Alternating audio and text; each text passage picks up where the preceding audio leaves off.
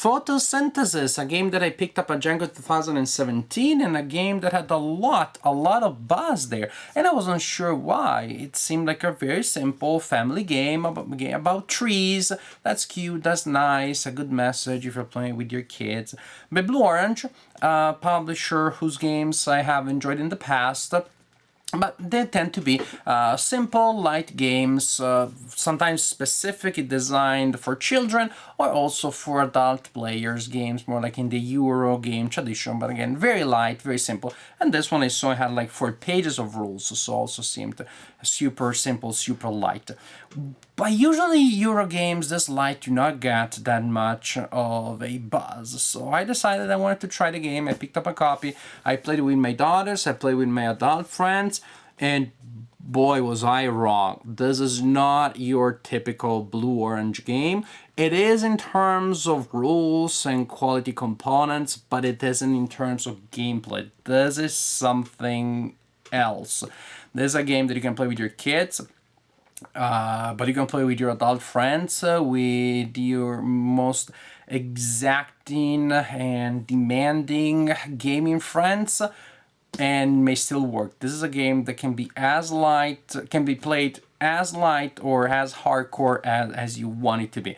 I know it's a little confusing right now, but bear with me. Let's take a closer look at the game. I'll show you how the game works, and then we'll try to discuss the game more in general, while this is not your typical Blue-Orange game.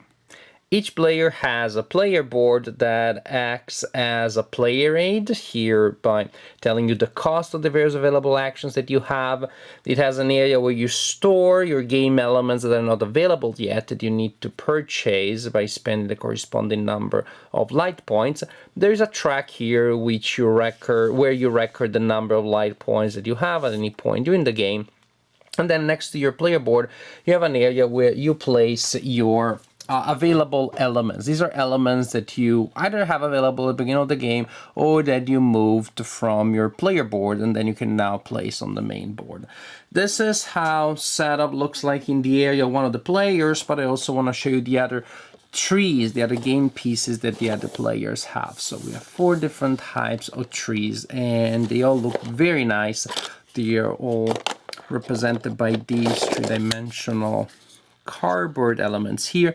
Super nice, especially when they are combined on the board. As for the board itself, this is where we're gonna plant our tree and where we're gonna see them grow.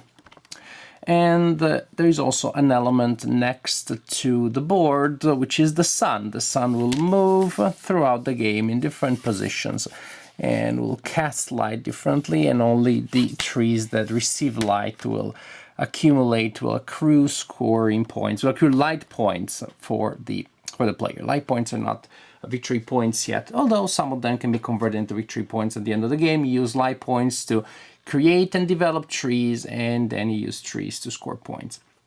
So during the game, at the beginning you will have some trees on the board, and so will some of the players. So actually this is not set up, I'm just tossing there a couple of trees randomly to show you some of the main ideas and mechanics of the game.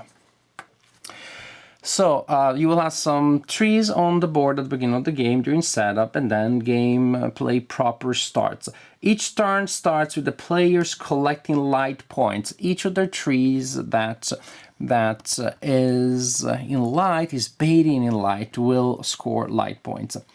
In order to receive light, a tree must have no obstacles between itself and the sun. And here you have arrows that indicate the direction of the sun. For example, this one is right in front of the sun and receives light. A small tree that receives light scores, produces 1 point of light, medium 2 points of light, and large tree 3 points of light. However, it is possible that a tree will not receive light because the tree is in shadow, is covered by a shadow. A tree is not in a shadow if it is behind a smaller tree. For example, this one is behind that one, but larger behind, medium, no problem. This one still gets 3 points of light. And this one wouldn't, because this one is not taller than the one in front of it. Also, trees cast shadows. A small tree casts a shadow that covers one play area behind it. A medium tree, a shadow that covers 2 play areas. And a large tree, 3 play areas. So here, for example, anybody, no matter the size, anybody who is here will not receive light. So we score light points. For example, right now the blue player receives 2 light points. This player here receives 4, 3 for this guy and 1 for that guy. This player here receives 4, 2, and 2. So players record on their player board the number of light points that they have, and then, well, they get to spend them. You can use light points to make your game elements available. For 1 light point, I can get a seed there. For 2 light points, I can make this tree available. 4 light points for this guy, and so on and so forth. Also, you can spend light points to place things on the board. It costs 1 light point to place a seed on the board. Actually, it costs 1 light point to place a seed on the board, but this is the line I should have looked at. 1 light point to place a seed on the board, and you need to use one of your trees as departing point as the wind blows the seed into a new location. If you use a small tree as your departing point, then you can place the new seed adjacent from a medium up to 2 spaces away. If you are moving your seed or using the seed, using a tall tree as the starting point for the seed, then 3 spaces away. So, for example, if I have spent my light point to place a new seed on the board, and I'm the blue player, I could place it here, could place it here. If I am this player, I can place it up to 3 places away if I'm using this tree. And it doesn't have to be in a straight line, it can be in different directions or combinations, only the distance matters. So I can use light points to add seeds to the board. I can also use light points to develop what I have on the board. For a single point of light, I can turn a seed into a small tree. I spend the light and I replace the seed with a small tree. Also important, when I put it back, when an element that is removed from the board goes back to my player board if it has an available area to go to, otherwise it is removed from the game. For 2 light points, I could replace a small tree with a medium tree. And for 3 light points, I could replace a medium tree with a large tree. Suppose that we had a medium tree here, and then I spent light points to take an available large tree. For 4 light points, I can, quote-unquote, retire the tree. That is, the tree has ended its life cycle. Nothing is eternal on this earth, and at the end, it's part of nature, goes back to the big circle of life, blah, blah, blah, blah, blah. In any case, you remove the tree from the board and you get to score points. So basically getting a tree from a seed to old age and finally to decay and death, it's what scores points. You have piles, stacks of points, of victory point tokens. They are, as you can see, in a descending order from top to bottom. That is, the most valuable are on top. And you have different stacks. When you retire a tree, you get the victory point token, which is on top of the stack corresponding to the area where your tree was. You use this stack here for this area, you call this band, which is around the board.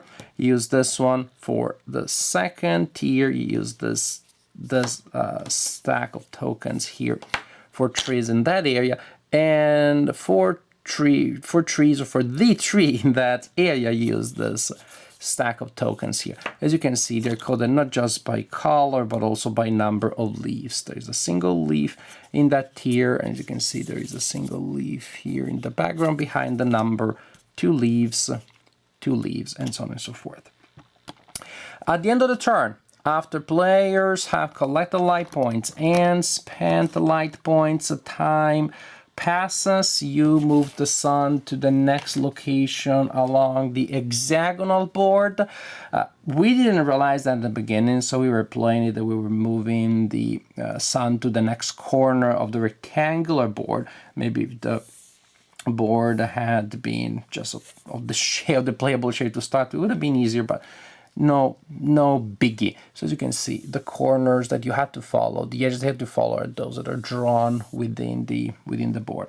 So you move the sun and you repeat, and now we collect points based on what we have on the board and based on who is receiving light. This tree receives light, this one receives light, so this player scores 4 points of light this turn.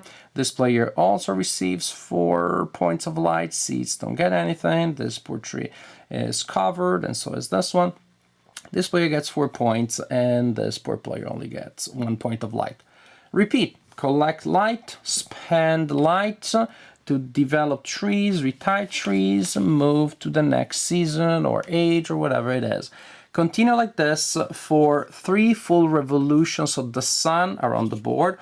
Then that is the standard game, or 4 if you want. You use the stack of tokens as your turn track tool.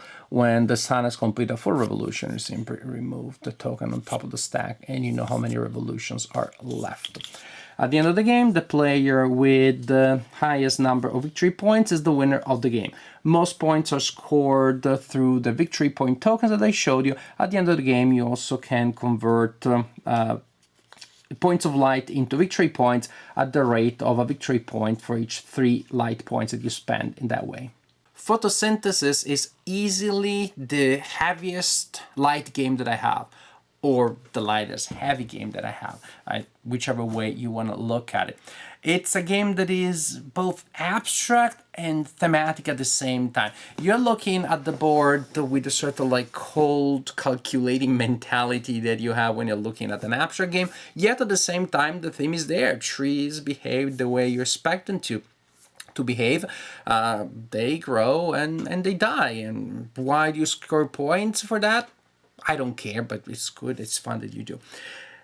But gameplay is so amazing. I think it's going to be hard for me to explain exactly why it is so deep. And again, let me preface by the fact that it doesn't have to be deep. I played this game with my 7-year-old daughter. She enjoyed it, and while I could see more things that she could, she was still enjoying it because the rules are so simple. She could definitely get it. You can have 2 children playing it against each other with no problem coming from the rules whatsoever. The game, however, has a confrontational element. I'm placing my tree in that area, obviously for no other reason than to mess with you, obviously for no other reason than to block you. So maybe it's better played as a family, you know, with adults and children. The adults decide to be less cutthroating than they would be when playing with adult friends. But then you are going to play with your adult friends, and that's going to be merciless. It is a game of position. It is a game of budgeting resources. Again, it also has that euro element as you're investing. You're budgeting your resources, gaining stuff to gain better stuff, and then you invest that stuff to get better stuff, produces more wealth, etc., etc., etc. It is this strange intersection between euro and abstract that really, really works. And when you're playing it with your adult friends, it's just so immersive, it's so engrossing, because again, the rules are very simple, so you can devote all of your mental might to the strategy, and that strategy has just so much to it. I mean, we started playing it, it's about trees, you know, it's a light game, these are the rules.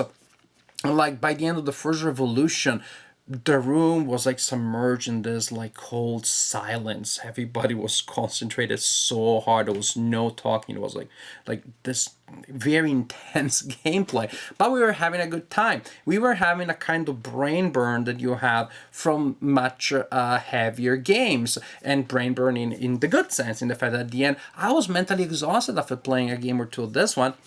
uh, but happy, rewarded, because the intellectual operations that I was performing as playing the game, as devising my strategy, interacting with the other players' strategies rather than the other players, those were all very pleasurable. That is precisely the kind of pleasant mental involvement that we get from a design that presents us with tough but interesting choices. And here, of course, you have the budget choice, which is how you're going to use your light points. There's going to be the positional element of where you're going to spend your things. And there is also the thing that you have to look at the board as the board is now, as it will be in at least 2 turns. You have to look at least 2 turns, 2 revolutions ahead, to get a sense of where things will be when certain things happen. That also means that you're taking into account not just what the players are doing and where they are, but is that player going to develop that seed? Is he gonna use that tree to send that seed there? There's a lot to consider. You find yourself in a state of flow. Flow is a technical term that has been used in the last couple of years in game studies to define precisely the sense of like being entirely absorbed in the design. All of your mental energy is devoted to the interesting, fun, and hard problems that the design is presenting.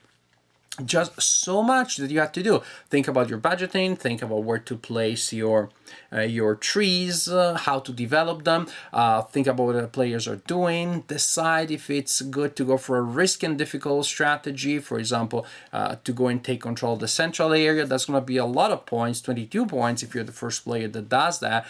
But then if somebody else it takes you most of the game, and instead of doing that, somebody else gets 2 lower point tokens, say 2 tokens that are 14 points each, which are much easier to get. Well, then the other player, of course, has more points in that segment regarding to these decisions.